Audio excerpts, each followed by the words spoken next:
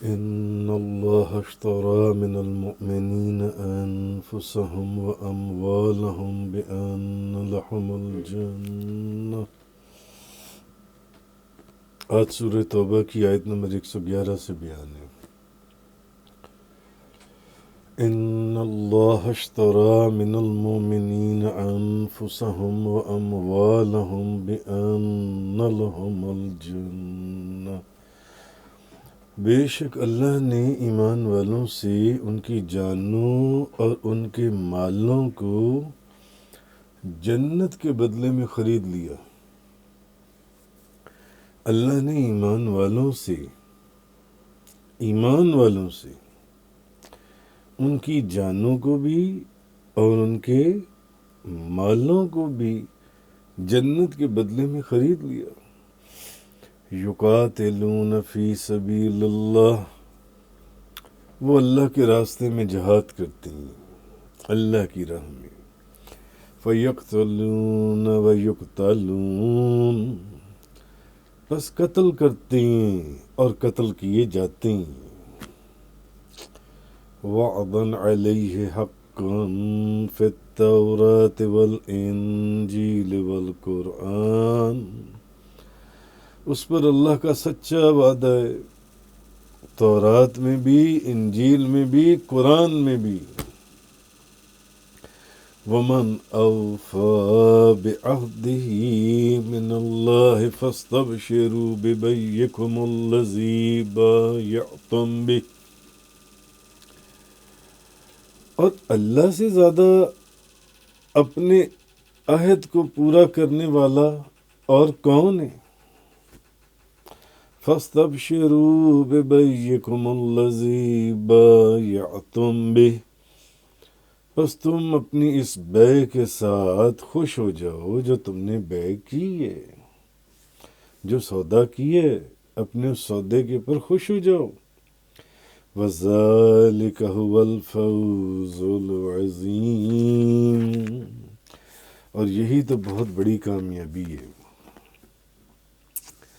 اب اس آیت کے اندر اللہ تعالیٰ جہاد کی فضیلت اور اس کی ترغیب کا بیان فرما رہے ہیں، تاکہ منافقوں کو یہ پتہ چل جائے کہ جو لوگ نبی کریم صلی اللہ علیہ وسلم کے ساتھ نہیں گئے، وہ کتنے بڑے نفع کو اور فائدے کو انہوں نے ضائع کر دیا.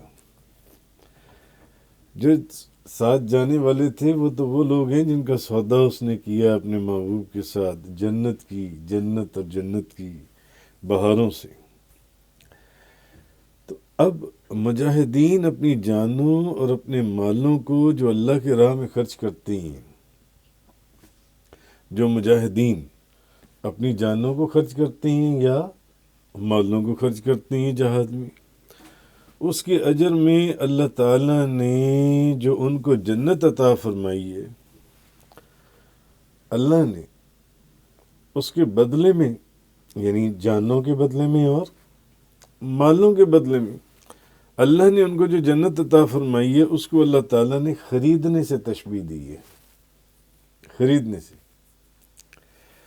کہ اللہ تعالیٰ نے ان کی جانوں اور ان کے مالوں کو جنت کے بدلے میں خرید لیا. ان اللہ اشتری من المؤمنین انفسهم واموالهم بان لهم الجنہ، ان کی جان کو بھی اور ان کے مالوں کو جنت کے بدلے میں خرید لیا اللہ تعالیٰ نے.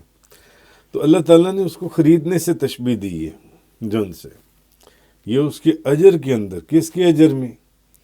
وہ جو جہاد میں اپنی جانوں کو اور اپنے مالوں کو پیش کرتے ہیں جن سے. تو مجاہدین نے اپنی جانوں اور مالوں کو اللہ کے ہاتھ اس جنت کے بدلے میں فروخت کر دیا. آسان لفظوں میں یہ بات سمجھ میں آ گئی. جب آپ کوئی چیز فروخت کرتے ہیں تو اس کے بدلے میں کوئی چیز لیتے بھی تو ہیں نا، جیسے مفت میں فروخت کر دیتے ہیں، کچھ لیتے ہیں تو پھر کچھ دیتے ہیں.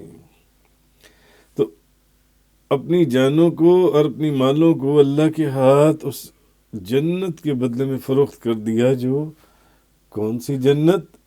جو اللہ نے مومنوں کے لیے بنائی ہے، اس کے بدلے میں۔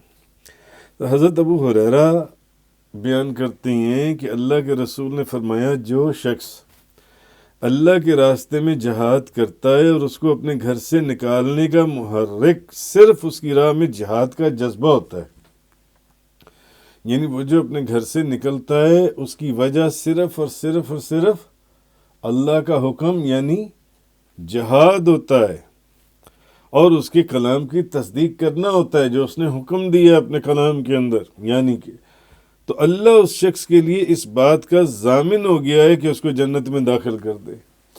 ایسا شخص جو اللہ کے کلام کی تصدیق اور اس کے نکلنے کا مقصد وہ جہاد کا جذبہ ہے اپنے گھر سے نکلنے کا، تو یہ وہ شخص ہے کہ اللہ اس شخص کے لیے اس بات کا ضامن ہو گیا ہے کہ اس کو جنت میں داخل کر دے گا۔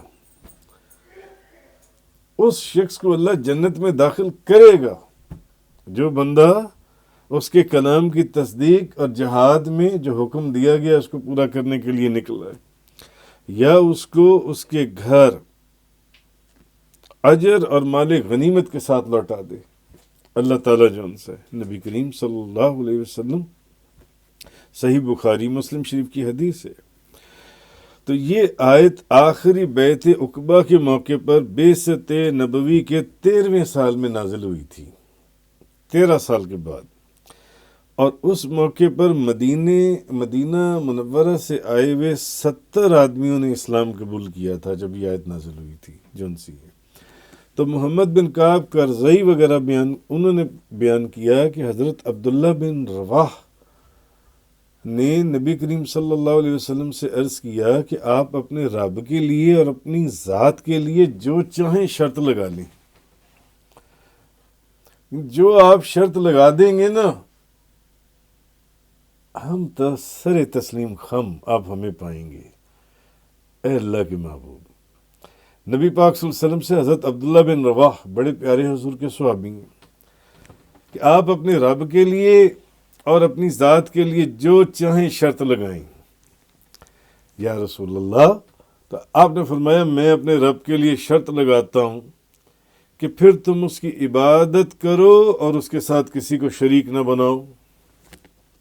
یہ تو میں اپنے رب کے لیے شرط لگاتا ہوں کہ تم اس کی عبادت کرو اور اس کے ساتھ کسی کو شریک نہ بناؤ، اور میں اپنے لیے یہ شرط لگاتا ہوں جب تم نے مجھے کہا ہی ہے کہ پھر جو چاہیں آپ شرط لگا لیں کہ تم میری حفاظت اس طرح کرو گے جس طرح تم اپنی جانوں اور مالوں کی حفاظت کرتے ہو۔ حضور نے ان کو ایک طریقت کا سبق بھی سکھا دیا، طریقت کا سبق بھی پڑھا دیا کہ تم میری حفاظت ایسے کرو گے جیسے تم اپنی جان اور اپنے مال کی حفاظت کرتے ہو، ویسے تم میری حفاظت کرو گے، پھر یہ شرط ہے جن سی ہے۔ تو انہوں نے کیا کہا، حضرت عبداللہ بن رواح رضی اللہ تعالیٰ عنہ، انہوں نے کہا جب ہم یہ کر لیں گے یا رسول اللہ، یہ جو آپ نے 2 شرطیں لگائی ہیں اگر ہم یہ دونوں کر لیں جن سی ہیں کہ ایک تو ہم اس کی عبادت کریں اور اس کے ساتھ کسی کو شریک نہ بنائیں، اور دوسرا یہ کہ ہم آپ کی حفاظت اس طرح کریں جیسی اپنی جان اور اپنے مال کی حفاظت کرتے ہیں، تو ہمیں ملے گا کیا؟ تو نبی پاک صلی اللہ علیہ وسلم نے فرمایا جنت، تمہیں جنت مل جائے گی۔ انہوں نے کہا یہ نفع والی بے ہے، انہوں نے کہا یہ تو سودا بڑا ہی نفع کا ہے، ہم اس کو خود فسخ کریں گے نہ اس کے فسخ کرنے کو پسند کریں گے، نہ تو اس وعدے اور اس شرط کو ہم خود ختم کریں گے اور نہ اس کو ختم کرنے کو جو ان سے ہم پسند کریں گے۔ انہوں نے کہا حضرت عبداللہ بن رواح۔ تو قرآن مجید کی اس آیت میں یہ دلیل ہے کہ جہاد کا حکم جو ان سے وہ تمام شریعتوں میں موجود ہے، اور ہر امت سے اس پر جنت کا وعدہ کیا گیا۔ ہر امت، جتنی امتیں ہوئیں تمام امتوں سے جہاد کے اوپر جو ان سے وہ جنت کا وعدہ کیا گیا ہے، جنت کا وعدہ۔ اسی لیے یہ جو آیہ کریمہ ان اللہ اشتری من المؤمنین انفسهم واموالهم بان لهم الجنہ، بے شک اللہ نے ایمان والوں سے ان کی جانوں اور ان کے مالوں کو جنت کے بدلے میں خرید لیا.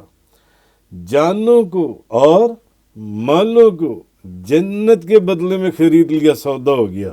یقاتلون فی سبیل اللہ، وہ اللہ کے راستے میں جہاد کرتے ہیں. فیقتلون و یقتلون، بس وہ قتل کرتے ہیں اور قتل کیے جاتے ہیں. وعدن علیہ حقا فی التوراۃ والانجیل والقرآن، اس پر اللہ کا سچا وعدہ ہے، تورات میں بھی، انجیل میں بھی، قرآن میں بھی. معلوم ہوا کہ پہلے ساری شریعتوں کے اندر یہ وعدہ موجود تھا جن سے. ومن اوفا بعہدہ من اللہ، ومن اوفا بعہدہ من اللہ، اور اللہ سے زیادہ اپنے عہد کو پورا کرنے والا اور کون ہے؟ ہاں، فاستبشروا ببیعکم الذی بایعتم بہ، بس تم اپنی اس بے کے ساتھ خوشیاں مناؤ، خوش ہو جاؤ، خوش ہو جاؤ جو تم نے بے کی، جو سودا کیا. وذالک هو الفوز العظیم، یہ بڑی کامیابی ہے، بڑا زبردست سودا ہو گیا جو ان سے. آگے آیت نمبر 112 میں فرمایا الطائبون العابدون الحامدون السائحون الراکعون الساجدون العاملون بالمعروف والناہون عن المنکر والحافظون لحدود اللہ وبشر المؤمنین. یہی لوگ ہیں توبہ کرنے والے. اب اس میں 9 قسم کے لوگوں کا ذکر کیا گیا. توبہ کرنے والے، عبادت کرنے والے، حمد کرنے والے، روزے رکھنے والے، رکوع کرنے والے، سجدہ کرنے والے، نیکی کا حکم دینے والے، برائی سے روکنے والے، اور اللہ کی حدود کی حفاظت کرنے والے.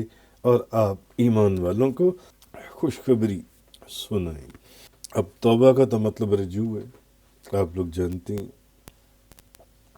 توبہ کا مطلب رجوع. حضرت انس بیان کرتی ہیں، ترمذی شریف کی حدیث ہے، نبی پاک صلی اللہ علیہ وسلم نے فرمایا، چند دن پہلے بھی میں نے یہ حدیث بیان کی تھی کہ نبی پاک صلی اللہ علیہ وسلم نے فرمایا ہر ابن آدم خطا کار ہے، ہر ابن آدم، اور خطا کاروں میں اچھے وہ ہیں جو توبہ کرنے والے ہیں. ہر ابن آدم خطا کار ہے، اور خطا کاروں میں جو اچھے لوگ ہیں وہ لوگ ہیں جو توبہ کر لیتے ہیں اللہ کی بارگاہ میں. اس کا مطلب ہے جو توبہ کرنے والے نہیں ہیں وہ اچھے لوگ نہیں ہیں. جو توبہ نہیں کرتے اپنے گناہوں کے اوپر، اپنی غلطیوں کے اوپر، اپنی خطاؤں کے اوپر. حضرت عبداللہ بن عمر رضی اللہ تعالیٰ عنہما بیان کرتے ہیں کہ نبی پاک صلی اللہ علیہ وسلم نے فرمایا جب تک موت کا وقت نہ آئے اللہ بندے کی توبہ قبول فرماتا ہے. موت کا وقت شروع ہونے سے پہلے اللہ بندے کی توبہ قبول فرماتا ہے. اور حضرت عبداللہ بن مسعود رضی اللہ تعالیٰ عنہ بیان کرتے ہیں نبی پاک صلی اللہ علیہ وسلم نے فرمایا گناہ سے توبہ کرنے والا شخص اس شخص کی مثل ہے جس کا کوئی گناہ ہی نہ ہو. جو گناہوں کے اوپر توبہ کرنے والا بندہ ہے وہ اس شخص کی مثل ہے جس کا کوئی گناہ ہی نہ ہو، وہ اس شخص کی مثل ہے. اسی طرح اب توبہ کرنے والے، پھر عبادت کرنے والے، جو لوگ اللہ کے سامنے انتہائی عجز اور ذلت کا اظہار کریں، اپنے عجز و انکساری کا. حضرت ابو ہریرہ رضی اللہ تعالیٰ عنہ فرماتی ہیں، پھر قرآن کریم کے اندر سورۃ الحجر کی آیت نمبر 99 میں جیسے اپنے رب کی عبادت کرتے رہیں حتیٰ کہ آپ کے پاس پیغام اجل آ جائے، تب تک اللہ کی عبادت کرتے رہو یہاں تک کہ پیغام اجل آ جائے. حضرت ابو ہریرہ بیان کرتے ہیں کہ نبی کریم صلی اللہ علیہ وسلم نے فرمایا لوگوں کی بہترین زندگی کا طریقہ یہ ہے کہ ایک شخص گھوڑے کی لگام پکڑ کر اللہ کے راستے میں نکل جائے، وہ اس کی پشت پر اڑا جا رہا ہو، جس طرف دشمن کی آہٹ یا خوف محسوس کرے اس طرف گھوڑے کا رخ موڑ دے. ایک تو یہ ہے، اور قتل یا پھر موت کی تلاش میں نکل جائے. اچھا، یا اس آدمی کی زندگی بہتر ہے. بہترین زندگی کے حضور نے 2 طریقے، 2 چیزیں بتائیں. ایک تو وہ ہے جو گھوڑے کی لگام پکڑ کر اللہ کے راستے میں نکل جائے اور وہ اس کی پشت پر اڑا جا رہا ہے گھوڑے کی، جس طرف سے دشمن کی آہٹ یا خوف محسوس کرے گھوڑے کا رخ ادھر کو موڑ دے، یا تو قتل کر دے یا قتل کر دیا جائے یا موت آ جائے اس کو۔ یا پھر اس آدمی کی زندگی بہتر ہے جو چند بکریاں لے کر پہاڑ کی کسی چوٹی یا کسی وادی میں نکل جائے، وہاں نماز پڑھے، زکوٰۃ ادا کرے اور اللہ کی عبادت کرتا رہے حتیٰ کہ اس کو موت آ جائے اور لوگوں کے کسی معاملے میں بھلائی کے سوا دخل نہ دے۔ یعنی عبادت، اللہ کی عبادت جون سی ہے، تو اپنے رب کی عبادت کرتے رہیے۔ سورۃ الحجر آیت نمبر 99، اپنے رب کی عبادت کرتے رہیں حتیٰ کہ آپ کے پاس پیغام اجل آ جائے۔ اپنے آخری وقت، اپنے آخری سانسوں تک اللہ کی عبادت کرتے رہو، مت رکو اس سے، یہاں تک کہ تمہارے آخری سانس شروع ہو جائیں، تمہارا آخری وقت آ جائے۔ حمد کرنے والے اللہ تعالیٰ کی حمد بیان، حضرت ابو ہریرہ بیان کرتی ہیں کہ ہر وہ کام، ہر ذی شان کام جس کی ابتدا الحمدللہ سے نہیں کی گئی وہ ناتمام رہتا ہے۔ ہر ذی شان کام یعنی حمد کرنے والے، جو الحمدللہ سے نہ شروع کیا جائے وہ پورا نہیں ہوتا۔ اور حضرت جابر بن عبداللہ رضی اللہ تعالیٰ عنہما بیان کرتے ہیں کہ نبی پاک صلی اللہ علیہ وسلم نے فرمایا افضل الذکر لا الہ الا اللہ اور افضل الدعاء الحمدللہ، بہترین ذکر لا الہ الا اللہ اور بہترین دعا الحمدللہ۔ اور جو کام الحمدللہ کے بغیر پورا شروع کیا جائے وہ ناتمام رہتا ہے، وہ کبھی پورا نہیں ہوتا۔ درود شریف کے متعلق بھی یہی ہے، درود شریف بھی کیسی برکت ہے۔ اچھا، پھر روزے دار، روزہ رکھنے والے جن سے، اور روزے کے متعلق آپ سب جانتے ہیں، روزہ رکھنے والے اس کے تمام معاملات، تمام مسائل، چیزیں پہلے بھی آپ پڑھ چکے ہیں۔ پھر رکوع کرنے والے، پھر سجدہ کرنے والے۔ رکوع اور سجدہ کرنے والے کون لوگ ہیں؟ جو نمازوں کو قائم کرنے والے ہیں، جو نماز پڑھنے والے ہیں۔ حضرت انس بن مالک رضی اللہ تعالیٰ عنہ بیان کرتے ہیں نبی پاک صلی اللہ علیہ وسلم نے فرمایا جس شخص نے وقت پر نماز پڑھ لی، پورا وضو کیا، مکمل رکوع کیا، سجدے کیے، خشوع کیا، تو وہ نماز سفید روشن صورت میں پیش ہوتی ہے اور کہتی ہے اللہ تیری حفاظت کرے جس طرح تو نے میری حفاظت کی ہے۔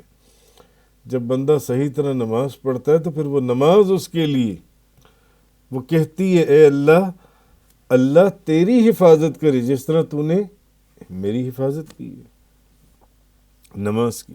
تو حضرت ابو ہریرہ بیان کرتے ہیں کہ نبی پاک صلی اللہ علیہ وسلم نے فرمایا بندہ اپنے رب کے سب سے زیادہ قریب سجدے میں ہوتا ہے۔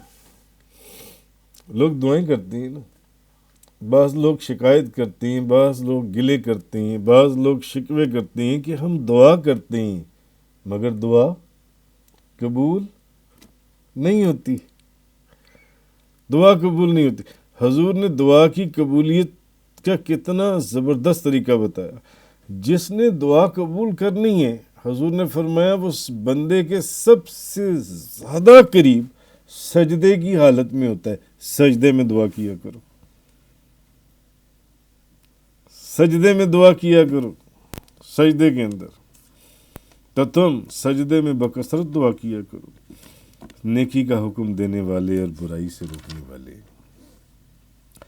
حضرت حذیفہ بن یمان رضی اللہ تعالیٰ عنہ بیان کرتے ہیں نبی پاک صلی اللہ علیہ وسلم نے فرمایا اس ذات کی قسم جس کے قبضہ قدرت میں میری جان ہے، نیکی کا حکم دیتے رہنا اور برائی سے روکتے رہنا، ورنہ ان قریب تم پر عذاب بھیجا جائے گا، پھر تم دعا کرو گے اور تمہاری دعا قبول نہیں ہوگی۔